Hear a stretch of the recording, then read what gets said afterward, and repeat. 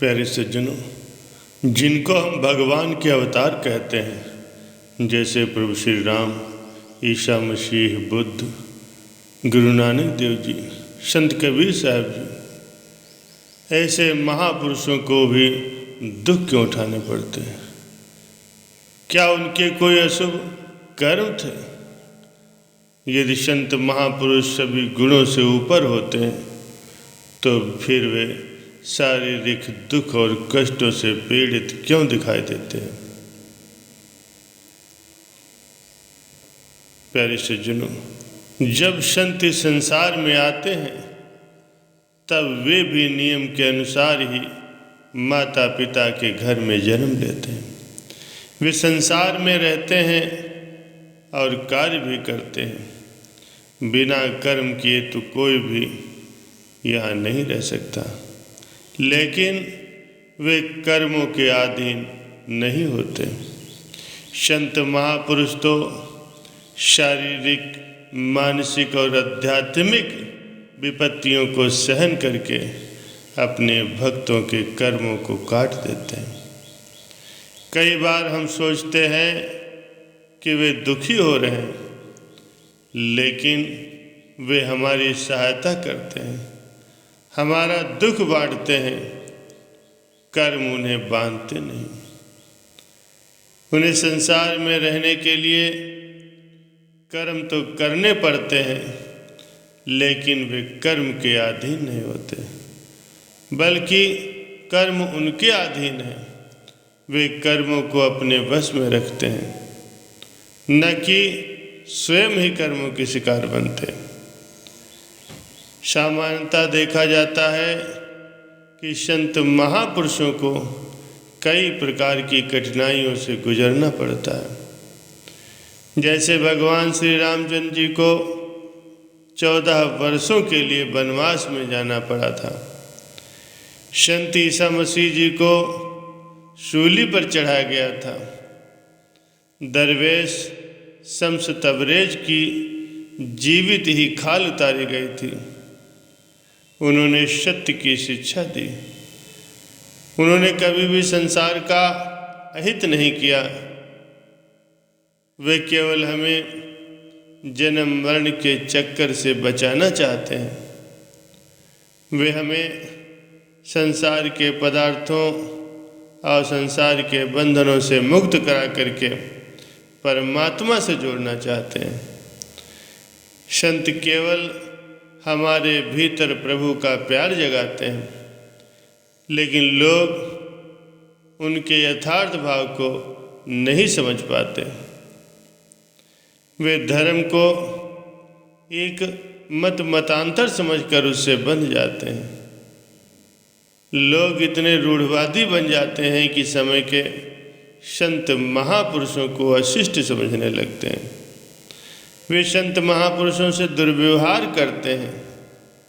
इसके अतिरिक्त कई तो स्वयं को विद्वान समझकर संत महापुरुषों को अपने कार्य में बाधक समझने की भूल करते हैं, और कई वर्गों को उनके विरुद्ध उत्तेजित भी कर देते हैं।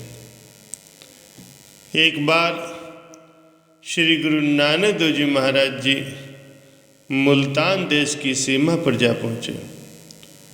वहाँ के फकीरों को जब ये पता चला तो उन्होंने श्री गुरु नानक देव जी महाराज जी के पास ऊपर तक भरा हुआ दूध का एक बर्तन भेजा। अर्थात मुल्तान में किसी और संत के लिए कोई जगह नहीं है। श्री गुरु नानक देव जी महाराज जी ने एक चमेली का फूल उस बर्तन में जो दूध भरा था उसके ऊपर रख दिया। वो फूल उस दूध पर तैर रहा था और ये संदेश भेजा कि तुम्हारा दूध बिल्कुल गिरा नहीं है। अर्थात उनका वहाँ आना एक फूल की सुगंध की तरह होगा। प्यारे सज्जनों, संत इतने कोमल हृदय होते हैं कि वे अपने शरीर पर कष्ट उठाकर लोगों की सहायता करते हैं। वे स्वयं तो कठिनाइयाँ झेलते हैं, लेकिन मानवता के लिए एक आदर्श छोड़ जाते हैं। किसी ने क्या सच ही कहा है, लगे रहते हैं काम में रोजो सबब वो, नहीं लेते दम एकदम बेबो सबब वो। न ठिर माँ की जी छुड़ाती है उनका, न लू जेठ की दम तुड़ाती है उनका। कमाते हैं वो और खाती है दुनिया, थकते हैं वो चैन पाती है दुनिया। प्यारे सज्जनों, संत महापुरुष सरलता से ही दुख और कष्टों को पार कर लेते हैं। यह उनके लिए कोई अद्भुत कार्य नहीं होता। वे मनुष्य जाति के लिए एक उदाहरण स्थापित करते हैं। प्यारे सज्जनों, तो क्या हम अपने बुरे कर्मों के लिए स्वयं जिम्मेदार हैं? हाँ, अवश्य ही हम अपने बुरे कर्मों के लिए स्वयं जिम्मेदार हैं, क्योंकि हमें उन्हें चुकाना पड़ेगा। ईश्वर ने हमसे ऐसे कर्म कभी नहीं करवाए। ये तो हमारा मन है जो हमें बुरे कार्य करने के लिए बार बार बहकाता है। तुम जो बोओगे वही काटोगे। एक किसान धरती में बीज बोता है और फसल उगने पर उसके फल को काटता है। यदि उसने सरसों बोई है तो सरसों ही काटने को मिलेगी। यदि उसने आम का पेड़ लगाया है तो उसे फिर आम के स्वादिष्ट फल ही प्राप्त होंगे। इसी प्रकार ये एक संसार भी कर्म का खेत है। जिस तरह के बीज हम बोते हैं, उनका फल पाने के लिए हमें फिर से इस संसार में आना पड़ता है। जो कुछ हमने बर्तन में डाला होगा, उसमें से वही बाहर निकलेगा। कर्म 3 प्रकार के होते हैं। पहला है प्रारब्ध, दूसरा है क्रियमाण, तीसरा है संचित कर्म।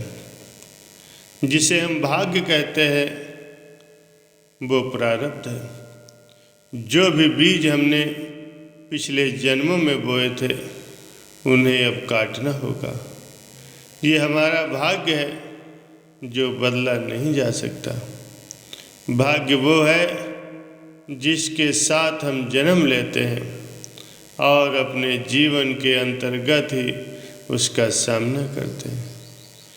फिर भी हमारे पास नए बीज बोने का अधिकार होता है। उन्हीं को कहते हैं क्रियमाण कर्म।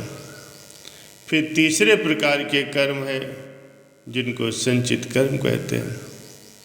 एक जन्म में हम वे सब फल भुगत नहीं पाते जिनके बीज हमने पिछले जन्म में बोए थे। इसीलिए उनमें से जो शेष रह जाता है, और धीरे धीरे हम उन शेष कर्मों का एक विशाल भंडार एकत्र कर लेते हैं। जब तक हर प्रकार के कर्म धुल नहीं जाते या खत्म नहीं हो जाते, हमारी आत्मा फिर से परमपिता परमात्मा में विलीन नहीं हो सकती। निश्चय ही भाग्य को हमें भोगना ही है, लेकिन जो उसे प्रभु की मौज समझकर स्वीकार कर लेते हैं, वे उसका दुख अनुभव नहीं करते।